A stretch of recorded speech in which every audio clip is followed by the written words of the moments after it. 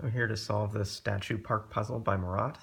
It has a nice visual pattern in the black cells that actually gives us at the very start the X pentomino in the center. A lot of times in these puzzles the X pentomino will come in at the end. It's one of the harder ones to fit into a mostly filled grid. But here that's the black hole in the center of the sun. There are a few next steps that you can observe in the grid. One of them is because of the size of these clusters, these interior black cells can't come across and touch them. It could take this cell, but it couldn't take this as well. You'd get 6. It could take this cell, couldn't take that cell. It would take 6. So what we actually know is that these black dots connect.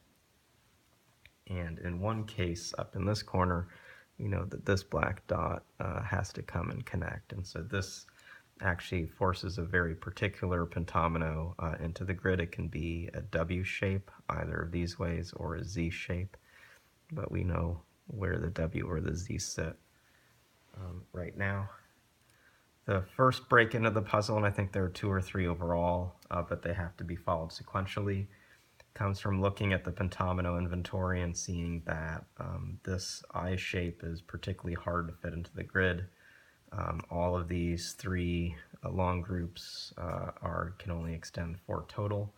A lot of the corner areas of the grid are arranged so that you cut off after length 4, with a white circle. So you can fit an L in here, but you can't fit an I in here. There's only this one spot right on the leftmost column, sitting 5 cells tall, where you can place an I and not touch other black cells. And the initial break-in of the puzzle is to put that shape into the grid. We'll do this marking here. And what it gives, and it builds off what we've done earlier, is it builds that these connect and make a WZ pair up top. Now we don't know which are which of these W and Z, but we've marked them in the grid, and it means that on the other side of the sun shape, these black dots can't connect into this cluster of 2 because it would have to make another W or Z shape. There's no other way that these get filled in. So the first step to do is just mark that there is that disconnection. If we're coloring down in this corner, let's say we didn't use the cell and the pentomino continued down and right, you'd make another W. That's no good. So we at least paint this. If this continued to this cell, it would isolate a white. If it came down here, it would make a Z. We already have a Z up top. So we get a U in this corner. And we'll mark some of the other cells we know. Over here, we could paint the first 3 immediately. If it doesn't use this cell and comes over here, it's going to form a W, so it must use this cell. Once it's taking this cell, note it can't take this one. That'd be too many blacks connected. If it takes this one, it makes a Z. If it takes this one, well, this white has to escape anyway, but it would make a U pentomino. So the only shape that's allowed for it is this F, which we'll mark into the grid. This white comes down. There's 5 cells left for an L, but it would be isolated if they were used, so we can't use any of them. And now let's look at connectivity for a little bit. These white cells have to get out of the statue park and connect with the rest of the whites, so it's going to at least take this path.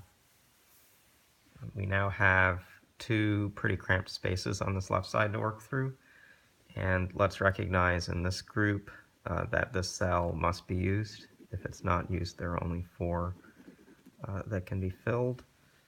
There are a total of 6 cells that don't touch this shape. If this cell isn't used, we get an F pentomino, so we also know that this cell is used, and we don't know which of the remaining 2 are formed, but we're going to get a P in the grid, so I'll just hold that as a used piece of the inventory. This other group of 3 must take this cell here, otherwise it wouldn't get to 5.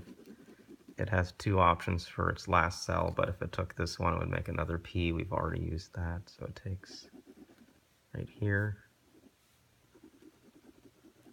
And forces this coming over and the black cell coming up. We form a W.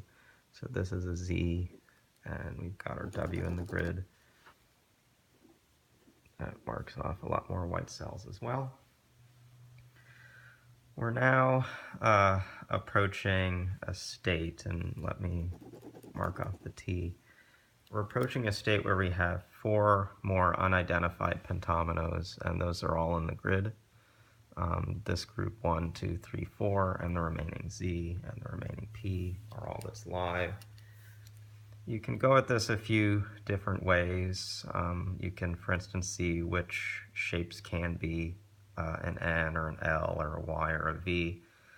Of these, you'll see that there are some that have a lot of choices. The L and N, particularly on these, are fairly free right now. You can say the same about the Y shape. This V is a particularly hard one to fit into the grid. It can't be in this group. If it were in that group, it would be coming like this, but that will be touching these whites. It can't be up on this one. It doesn't have room to reach to the left or right. It can't be this one. It doesn't have room to reach to the left or right. The only one it can be is down here.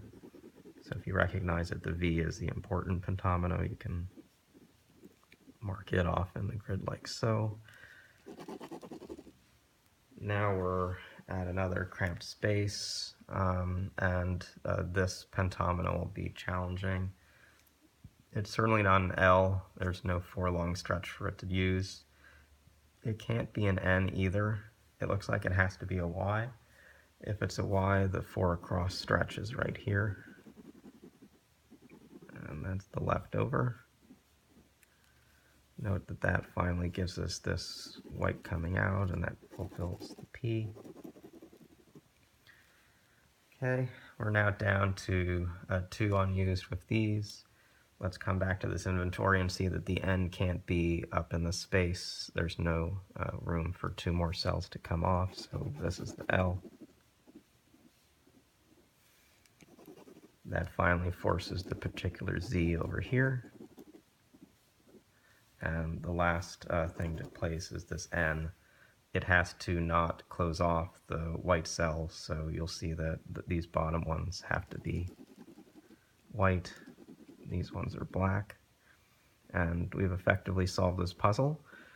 It uses rules that a lot of pentomino puzzles use, which is really consider the shape inventory at a given time in the puzzle. What is the hardest shape to place, and try to place it. Initially in this grid, that is using this I on the side.